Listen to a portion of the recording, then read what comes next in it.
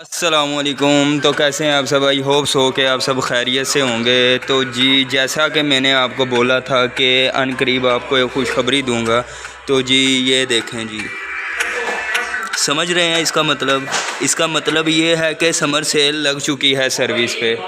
और सुबह 1 सितंबर से जो है ये देखें, ये सारी जो है वो सेल की तैयारियां हो रही हैं। सुबह से इंशाल्लाह जो है ये सेल प्रॉपर जो है वो हाईलाइट कर दी जाएगी। ये इधर जेंट्स वाली साइड पे देखें, प्रॉपर जो है वो डिस्प्ले लग गया है। ये क्लोज़ रेंज पे डिस्काउंट आया है, ये देखें सारा।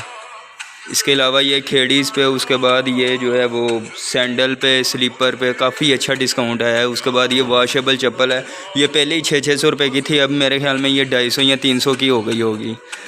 तो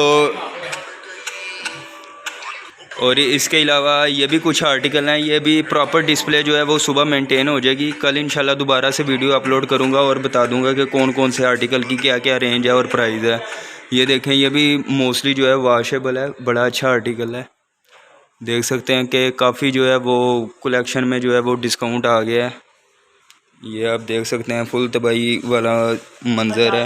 इसके अलावा स्कूल शूज़ पे अभी भी 20% जो है वो डिस्काउंट चल रहा है। ये स्कूल कैंपेन का हिस्सा है।